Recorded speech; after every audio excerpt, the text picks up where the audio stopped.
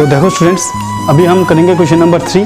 यहाँ पे सिर्फ हमने पहले भी क्लास में भी किया था इक्विवेलेंट फ्रैक्शंस, तो इसको करके हमें ये जो ब्लैंक स्पेस दिया हुआ है इसको फिलअप करना है। तो यहाँ पे देखो 2 के साथ कितना इंटू करने से 8 होगा, 2 के साथ कौन सा नंबर मल्टीप्लाई करने से 8 होगा, यानी 4। ठीक है, तो इक्विवेलेंट फ्रैक्शंस हम कैसे निकलते हैं, अगर न्यूमरेटर के साथ 4 इंटू किया तो डिनोमिनेटर के साथ भी हम 4 इंटू करेंगे। तो 7 के साथ 4 इंटू करने से कितना होगा, 4 7 जा 28। तो ये जो ब्लैंक स्पेस में हमारा आंसर आ जाएगा 28। तो इसमें देखो 5 के साथ कितना इंटू करने से 10 होगा, 2। तो 5 2 जा 10। तो 8 के साथ भी हम 2 इंटू करेंगे, तो 8 2 जा कितना होगा 16। फिर इस तरह 5 के साथ कौन सा नंबर इंटू करने से 20 आएगा, 4।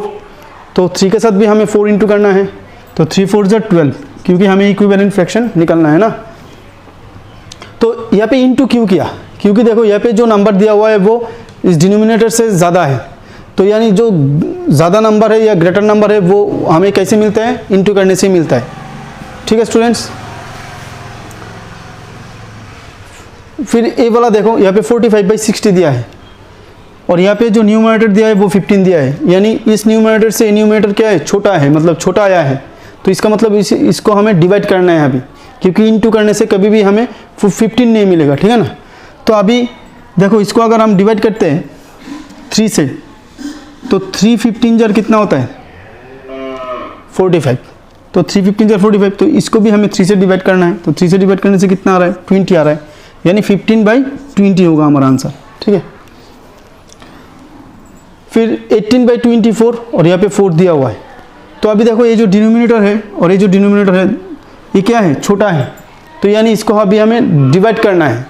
अगर बड़ा दिया होगा तो इंटू करना है, अगर छोटा होगा तो डिवाइड करना है।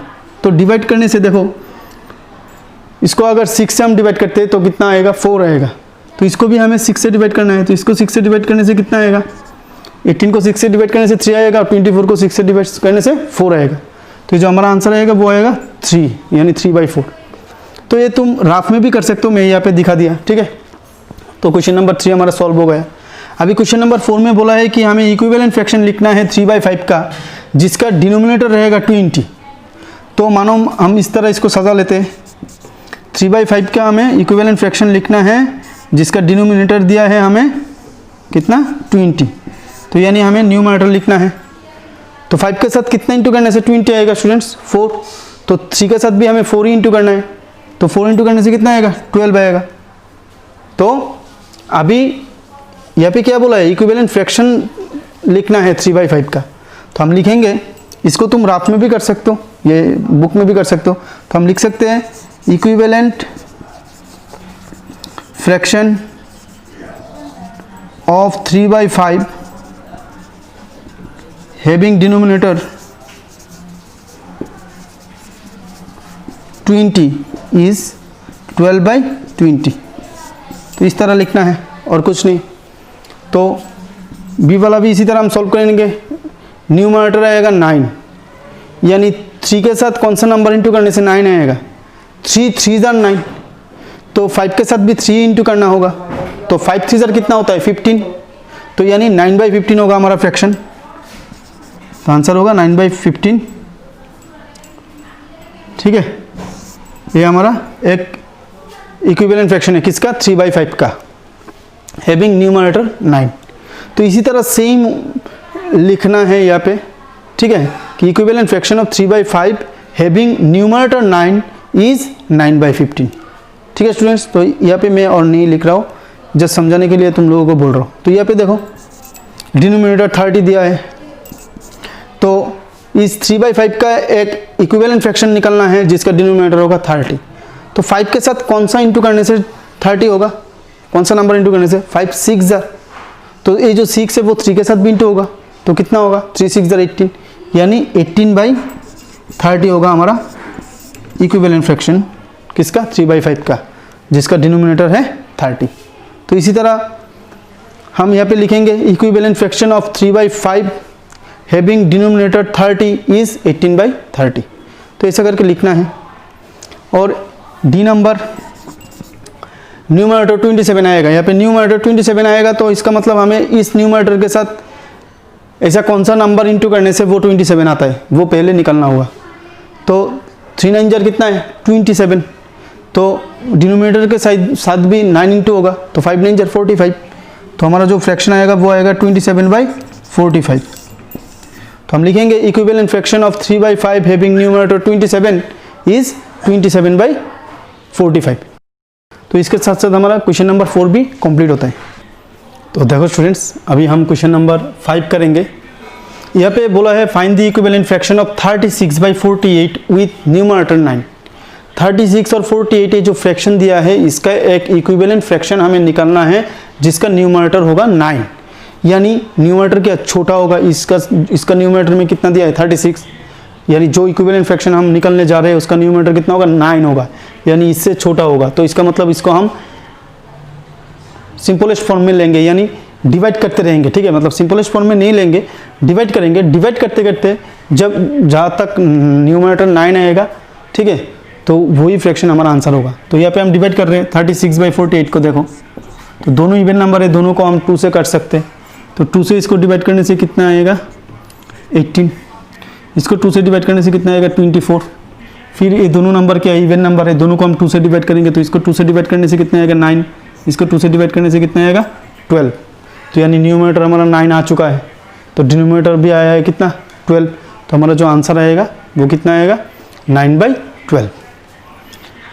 ठीक है स्टूडेंट्स, तो हमारा आंसर आएगा 9/12।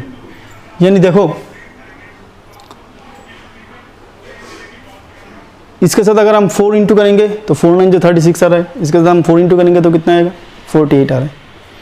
तो है जो हमारा आंसर हो गया 36/48 का एक इक्विवेलेंट फ्रैक्शन है 9/12, जिसका न्यूमरेटर क्या है 9 है। तो डी में डी यानी डिनोमिनेटर, तो डिनोमिनेटर 4 आना है, तो 4 आना है यानी ये भी कम आना है, तो इसको भी और भी डिवाइड करना है यानी। तो इसको अगर हम डिवाइड करेंगे 3 से तो 3 3 9, और इसको 3 से डिवाइड करेंगे तो कितना आएगा 4, यानी 3/4। तो ये जो हमारा फ्रैक्शन बन गया वो कितना आएगा 3/4। ठीक है स्टूडेंट्स, तो 36/48 का एक इक्विवेलेंट फ्रैक्शन 3/4 है, जिसका डिनोमिनेटर क्या है 4 है। इसको फिर से हम देख सकते हैं कि अगर इसके साथ तुम 12 इंटू करते हो तो तुम्हें 36 मिलेगा, इसके साथ भी 12 इंटू करो तो तुम्हें 48 मिल जाएगा। तो सिर्फ इसको डिवाइड करना है और कुछ नहीं, डिवाइड करके जो आंसर आएगा वही। Check whether the given fractions are equivalent. तो हमें देखना है कि ये जो दो फ्रैक्शन यहाँ पे दिया है वो दोनों इक्विवेलेंट की नहीं है। तो ठीक है, हम इसको ले लेते हैं कि 9 के साथ कौन से इंटू करने से 54 आएगा, कौन सा नंबर 6, 9 इंटू 6, क्योंकि 6 9 54। तो इस 5 के साथ भी हमें 6 इंटू करके 30 आना चाहिए। तो हम यहाँ पे लिख सकते हैं 5/9, तो 9 इंटू 6 इजिकल, इसके साथ 6 इंटू होगा तो इसके साथ भी 6 इंटू होगा, तो कितना आ रहा है 30/54। ठीक है, तो हम लिख सकते हैं कि यस 5/9 एंड 30/54 आर इक्विवेलेंट। ठीक है स्टूडेंट्स, अगर नहीं आता तो नॉट इक्विवेलेंट। तो बी नंबर हम अभी देख लेते हैं। 10 के साथ कौन सा नंबर इंटू करने से 50 होगा 5, तो हम लिख सकते हैं 3/10 यानी इंटू 5, तो इसके साथ भी 5 इंटू होगा, तो क्या आएगा 15/50 आ रहा है। तो ये जो 15/50 है इज़ नॉट इजिकल टू 12/50। ठीक है ना क्लास, हमें तो 15/50 यहाँ पे देना चाहिए था ना, तो यहाँ पे दिया है 12/50। तो 15/50 और 12/50 क्या वो इक्वल है? नहीं है ना, तो हम लिख सकते हैं no they are not equivalent. No means 3/10 and 12/50 are not equivalent. ठीक है स्टूडेंट्स, यहाँ पे जगह नहीं है इसलिए मैं यहाँ पे लिख रहा हूँ, तो तुम कर लेना, तो बहुत ही ईजी है। फिर इसको हम देख सकते हैं, अभी ये क्या है, सब प्राइम नंबर है, ठीक है ना, तो ये भी इक्विवेलेंट नहीं होगा।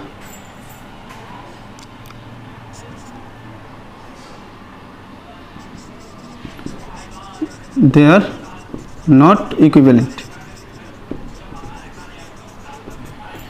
तो इसके साथ साथ हमारा क्वेश्चन नंबर 6 भी कंप्लीट होता है। क्वेश्चन नंबर 7 में बोला है रिड्यूस टू सिंपलेस्ट फॉर्म। अभी इसको सिर्फ हमें डिवाइड करना है, जितना तक हम कर सकते हैं। तो दोनों क्या है, इवन नंबर है, दोनों को हम 2 से भी डिवाइड कर सकते हैं, और बड़ा नंबर से भी डिवाइड कर सकते। तो मान लेते हैं 12 से डिवाइड करते हैं, क्योंकि दोनों 12 का मल्टीपल है। तो 12 से डिवाइड करेंगे तो यहाँ पे आएगा 4, 4 12 48, फिर यहाँ पे आएगा 5, यानी 4/5 आंसर आ रहा है। इसको हम और डिवाइड नहीं कर सकते, तो इसका जो सिंपलेस्ट फॉर्म होगा 48/60 का इज़ 4/5 होगा हमारा आंसर। तो इसको देखो 0 0 काट देते हैं, दोनों को 3 से जाएगा, इसको 3 से डिवाइड करने से 2, इसको 3 से डिवाइड करने से 5, यानी 5/2। फिर इनको और हम डिवाइड नहीं कर सकते, ठीक है। तो 5/2 होगा हमारा आंसर। फिर इन सबको तुम 2 से डिवाइड कर सकते हो, तो 4 2 यहाँ पे करने से 9, यहाँ पे 7 से करने से 6, 7 से करने से 7, यानी जो हमारा आंसर आएगा 6/7।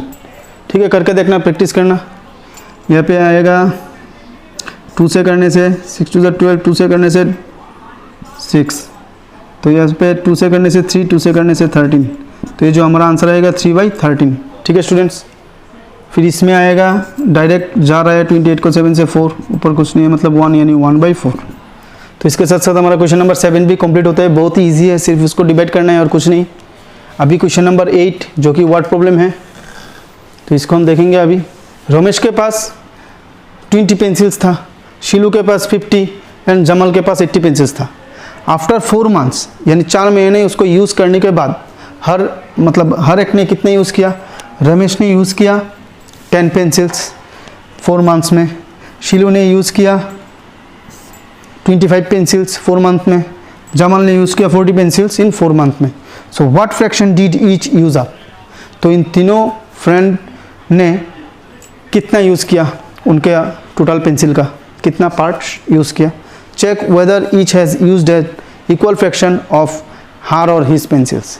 तो वो उनके पास जितना पेंसिल्स था वो क्या उन पेंसिल्स को इक्वली शेयर मतलब यूज़ किया कि नहीं, वो हमें देखना है। तो पहले इसका सॉल्यूशन हम ऊपर करते हैं स्टूडेंट्स। तो रमेश के पास कितना था? रमेश हैड 20 पेंसिल्स ना,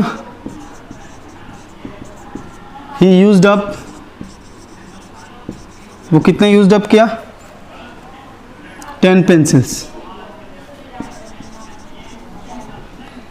तो कितना फ्रैक्शन यूज़ किया? तो यानी हाफ पार्ट उसने यूज़ किया। फिर शीलू के पास कितना था? 50 पेंसिल्स। शी यूज्ड अप, कितने यूज किया? 25। तो कितना पार्ट वो यूज़ किया अपना पेंसिल का? ये भी हाफ पार्ट ही हो, हाफ पार्ट यूज़ किया। फिर इसी तरह यहाँ पे कर रहे हैं Jamal had 40 pencils, he used up, कितना पेंसिल यूज़ किया? सॉरी, जमाल हैड 80 पेंसिल्स और ही यूज्ड अप 40 पेंसिल्स। तो कितना पार्ट यूज़ किया? तो 40 आउट ऑफ 80, यानी ये भी क्या है? Half part. ठीक है। तो यहाँ पे हमें क्वेश्चन पूछा है कि हमने तो यहाँ पे लिख दिया कि तीनों ने कितना पार्ट पेंसिल यूज़ किया, और हमें ये भी चेक करना है कि इनका जो पार्ट उन्होंने यूज़ किया वो इक्वल है कि नहीं। तो हम आंसर लिख सकते हैं, yes they all used an equal share और equal fraction. yes they all used an equal fraction of his or her pencils। ठीक है स्टूडेंट्स, तो ये बहुत ही आसान है, सिर्फ हमें इनका पार्ट निकालना है और आंसर लिखना है, और किसके पास कितना पेंसिल है, वो 4 मंथ्स में कितना यूज़ किया है, सब हमें क्वेश्चन में डिटेल्स में दिया हुआ है। सिर्फ हमें डिवाइड करना है, ठीक है। तो इसके साथ साथ क्वेश्चन नंबर 8 भी हमारा कंप्लीट होता है। तो देखो स्टूडेंट्स, अभी हम क्वेश्चन नंबर 9 कर रहे हैं। क्वेश्चन नंबर 9 में इक्विवेलेंट फ्रैक्शन को मैच करना है, ठीक है। यानी इसका इक्विवेलेंट फ्रैक्शन कौन सा है, इसका कौन सा है, इसका कौन सा है, ठीक है। तो पहले हम इसको सॉल्व कर लेते हैं। तो ये जो 0 0 है उसको हम काट कर लेते हैं और 25/40 को हम लोएस्ट टर्म में ले जा रहे हैं, ठीक है। तो 5 से जाएगा तो 5 5 25, इसको 5 से काटेगा तो 5 8 40, यानी 5/8। तो एक किसके साथ मैच हो रहा है, 5/8 के साथ, ठीक है स्टूडेंट्स। अभी इसमें आओ तो ये 0 0 काट देते हैं तो छोटा हो जाएगा। अभी 18/20 को सिंपलेस्ट फॉर्म में ले जा रहे हैं। 2 से काटने से 9, 2 से काटने से 10, 9/10 है कि नहीं, हाँ 9/10 यहाँ पे है। तो ये वाला क्या होगा, 9/10 के साथ मैच हो गया, ये वाला 9/10 के साथ मैच हो गया, यानी 2 होगा ई नंबर। फिर इसको हम इसमें भी 0 0 काट देते हैं तो 66 और 99 है, इनको डिवाइड करेंगे 3 से तो 3 2 22 आएगा, 3 3 आएगा। इसको 11 से कर सकते हैं 2, इसको 11 से कर सकते हैं 3, यानी 2/3 आ रहा है। तो 2/3 यहाँ पे दिया हुआ है, तो एक इसके साथ मैच हो रहा है 2/3। फिर इसको हम कैंसिल आउट कर लेते हैं, ठीक है स्टूडेंट्स। और इसको अगर डायरेक्ट हम कट करेंगे 18/36 को, कितना आएगा, 18 2 36, ऊपर में कुछ नहीं है मतलब 1, यानी हाफ। तो ये किसके साथ मैच हो रहा है, सी के साथ 1/2 होगा। और इस सिर्फ हमें यहाँ ए बचा है तो ये इसके साथ हो जाएगा। फिर भी हम कर सकते हैं, 0 0 को काट देते हैं तो 22/55, 11 से कटेगा तो 2, 11 से कटेगा तो 5, यानी 2/5। तो इसके साथ साथ हमारा क्वेश्चन नंबर 9 भी कंप्लीट होता है। बहुत ही ईजी है स्टूडेंट्स। तो इसके साथ साथ हमारा एक्सरसाइज 7.3 भी कंप्लीट होता है।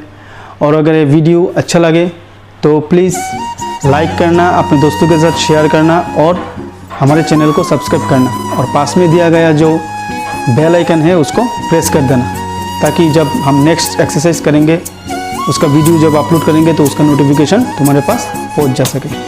तो हमेशा की तरह यही कहना चाहता हूँ कि खुश रहो, हंसते रहो और मैथ्स प्रैक्टिस करते रहो। जय हिंद, जय भारत, वंदे मातरम। Thank you class.